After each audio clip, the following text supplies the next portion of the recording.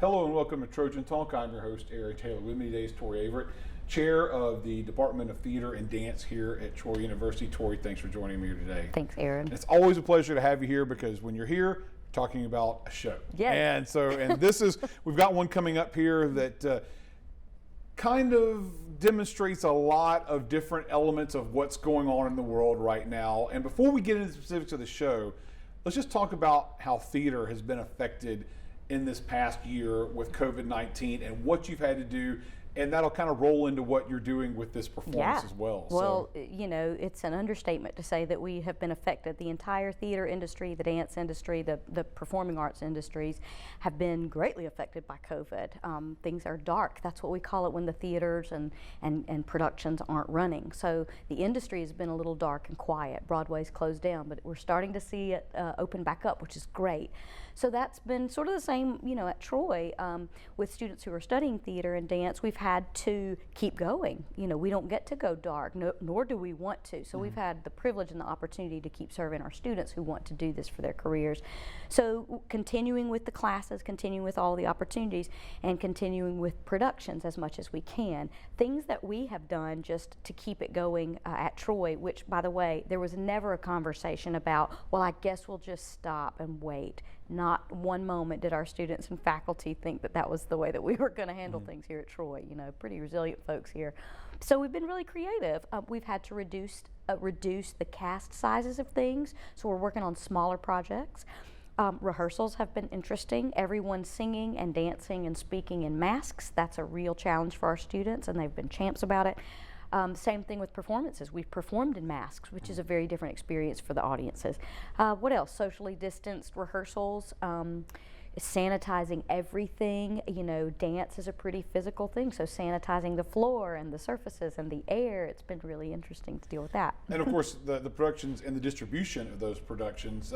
In the fall, you worked with us here at the TrojanVision to be able to tape some of those performances to get out to the public. And so you're still finding ways to get it, even though they can't come into a theater and pack out an audience. Right. You're still getting that, so they're not performing to no one. Right.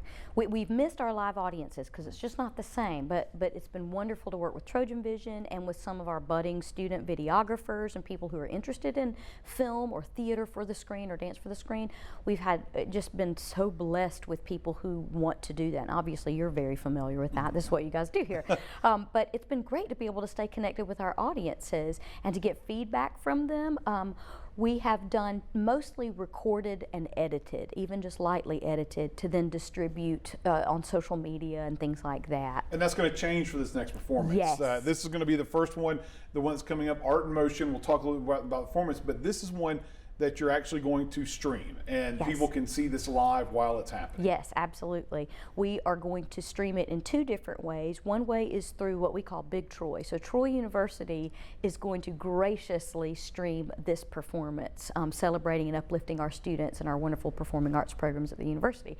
So that's going to happen on one night of the 4-night run, and on the other 3 performances, our department is going to stream it. All of this through social media, so very accessible. You can like leave comments and things like that and see who else might be watching along. So it's the next best thing to being live in the house.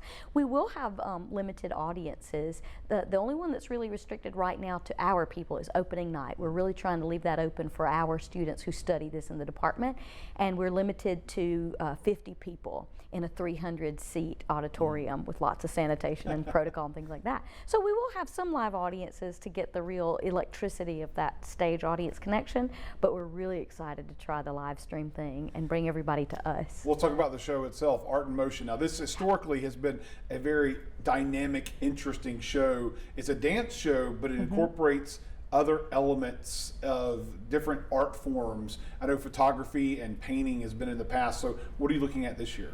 This year, our integration is with the art form of theater, which a lot of people sort of conflate those because we're the Department of Theater and Dance and we work so closely together, you kind of miss the separation, which is great.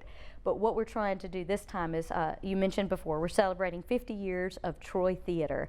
And not that theater has not been around for longer than 50 years, but the way that we study theater now, the way that we practice it here at Troy University, the reputation that we've grown and the consistency that we've enjoyed for 50 years.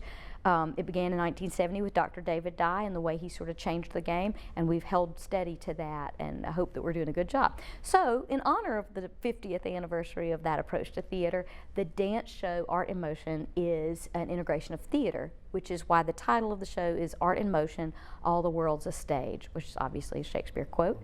But we're very excited to see the two halves of our department working very closely together. And of course, one of the things about this show also, it's student. Oh, yes. This is a student choreographed show. It's an Yes. opportunity for students to show off their skills on the other side of the stage. Yes. From the directing side of it. Absolutely. It's a big part of our program that students get the opportunity to choreograph and create, not just be vessels for someone else's creation. So it's very exciting. And they have come up with, there are 11 pieces, and I think it's in 2 or 3 movements, depending on some COVID-related things. You know, how do we need to do that? But they've got some really interesting approaches. Oh, and the pieces that they're doing are all based on plays or musicals that have been performed at Troy over the last 50 years. So it's kind of exciting. You'll see some Evita, you'll see some Chicago, you'll see some A Lesson Before Dying, Man in the Moon Marigolds. I mean, there's some real throwback titles that are in here. So it's going to be exciting. So when can they see it before we run out of time? But Yeah. when is this going to happen? It's going to happen next weekend, February 25th through 28th.